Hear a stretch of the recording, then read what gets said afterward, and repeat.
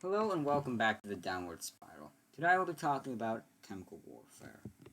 For those of you that don't know, chemical warfare is the use of toxic properties of chemical substances, to kill or injure or incapacitate an enemy in warfare or in associated military operations. Chemical warfare has been around for quite some time, with the first large-scale attack using chemical weapons taking place at Ypres, Belgium on the 22nd of April, 1915. That date's important, remember it for later, during World War I. Now, and there's been a lot of concern about chemical weapons. They're pretty destructive after all. And there's been a lot of international treaties and things like that to, prohibit the use of chemical weapons. The most important one, or the most significant or important one, is the CWC, or Chemical Weapons Convention, which came into force in 1997. The CWC prohibits the production, stockpiling, and use of chemical weapons, and requires the destruction of existing chemical weapon stockpiles. Now, some examples of chemical weapons are... Ignore that, hold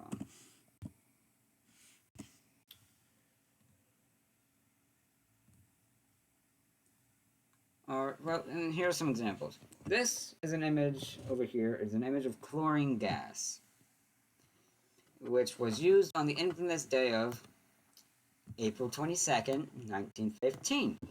That's why I told you to remember the date. It's important. And it produces, as you can see, greenish yellow cloud that allegedly smells of bleach, and immediately irritates the eyes, nose, lungs, and throat of those to be exposed to it. And at high enough doses, it kills.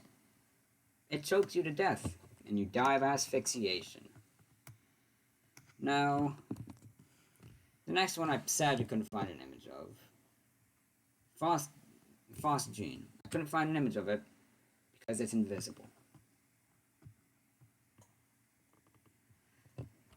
And it smells like moldy hay, and it's also an irritant, and it's this one's 6 times as deadly as chlorine gas. Phosgene is also a lot sneakier. Like I said, it's colorless, and soldiers at first did not know that they received a fatal dose until, they died. And after a day or two, the victim's lungs would fill with fluid, and they would slowly suffocate in an agonizing death. Although the Germans were the first to use phosgene on the battlefield, it became a primary weapon of the Allies. Primary chemical weapon, that is.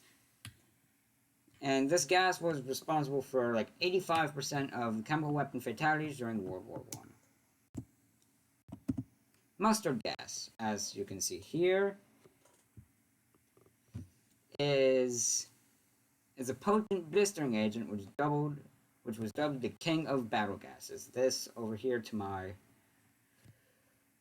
left is an example of what it can do to people.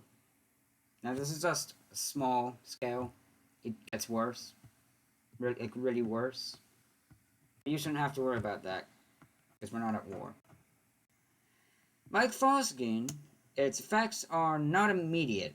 It has a potent smell. Some say it smells like garlic, others say it smells like gasoline, others say it smells like rubber, and still others say it smells like a dead horse. Now, I don't know what a dead horse sounds like, nor do I want to know. It smells like, sorry.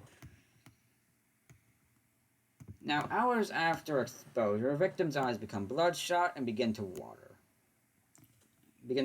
And become increasingly painful, with some victims suffering temporary blindness, which is not good if you're at war.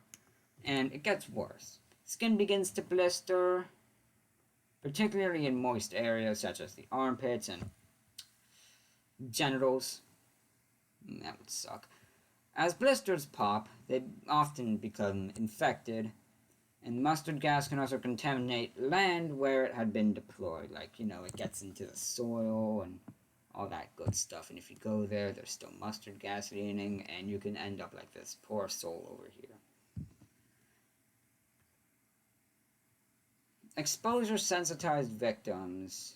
Further exposure, even at lower doses, produced symptoms. Meaning, you get that, it's easy to become like that.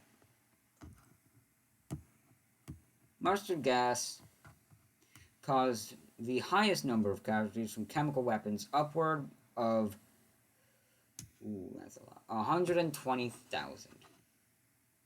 So, by some estimates. But it caused few direct deaths because of the open air. The battlefield kept concentrations below the lethal threshold.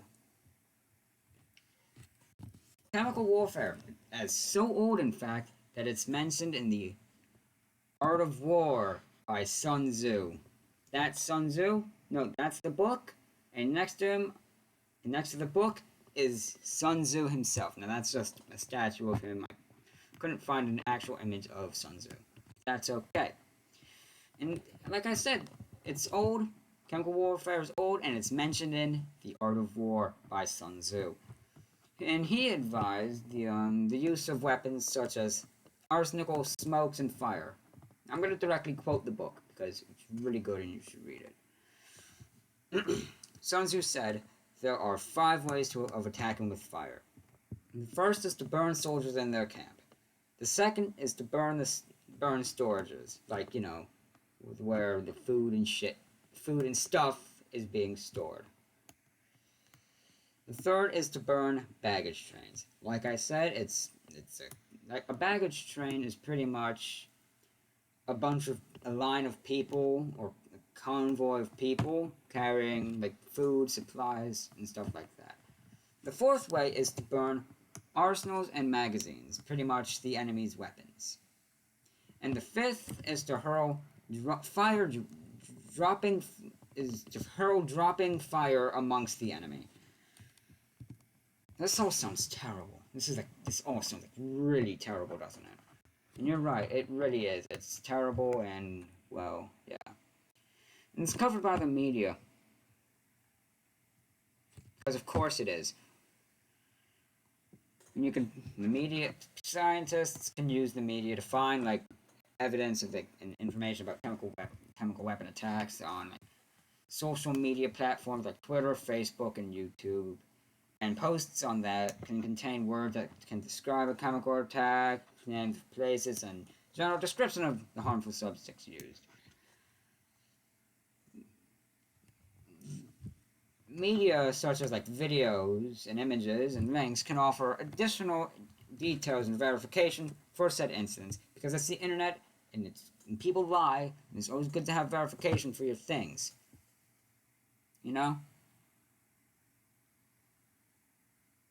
Now, with most things, there's politics.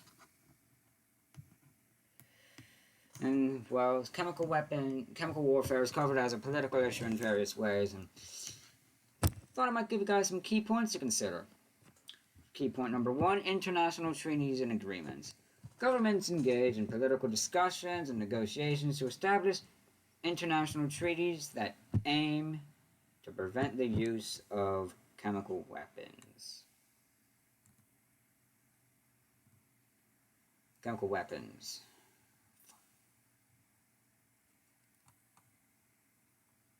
Diplomatic relations. They're always fun. And sanctions, of course, because I forgot that bit. Governments may use chemical warfare incidents as a basis for diplomatic action, such as issuing condemnations, expelling diplomats, or imposing economic sanctions on countries suspected of using or supporting chemical weapons. These political measures are aimed at expressing disapproval and deterring people from continued use of chemical weapons. Okay, now as with everything, there's goods and bads. And some, well, some disadvantages of the use of chemical weapons are one of them is the lasting negative effects they can have on the population. Because, they're scary. Chemical weapons are terrifying, and somebody's been exposed to a chemical weapon attack, it's going to scare the ever living crap out of them. And, they're going to get scared, and they're more likely, it's just not good. It's really not good. And,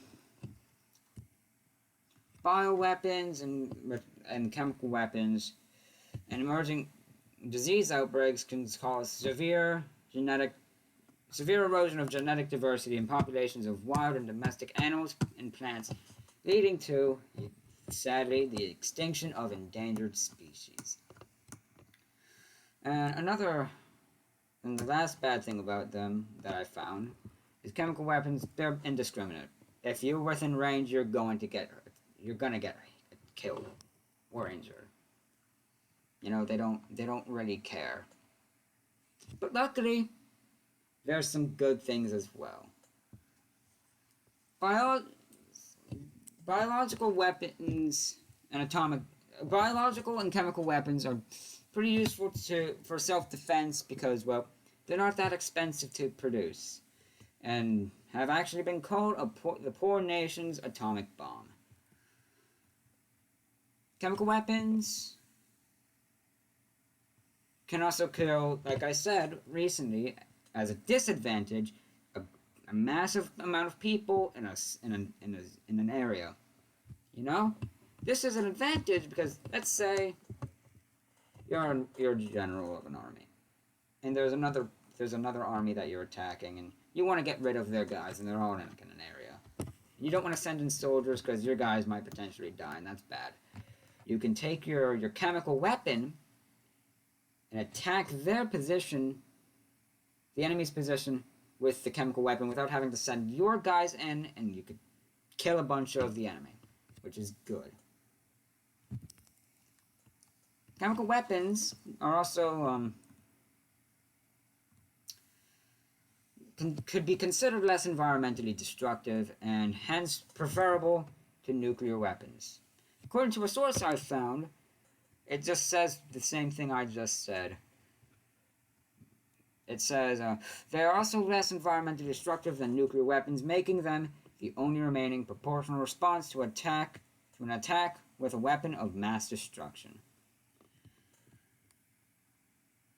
Now, you've heard me ramble about this, and you've heard me talk about side 1, side 2, advantages, disadvantages. You're probably wondering, what's your thoughts? What do you think of this? Because everyone has to have a side on something. Most things, that is. And I personally think, well, one, it's pretty unethical, the use of these chemical weapons. It's pretty unethical. Sometimes necessary. Like I said before, if you want to kill a bunch of people that are in an area without potentially risking deaths on your side, just use a chemical weapon. It's honestly a pretty safer option. Now, I thank you all for listening to me ramble about the ethics behind chemical weapons and warfare. And well, back to your regularly scheduled program.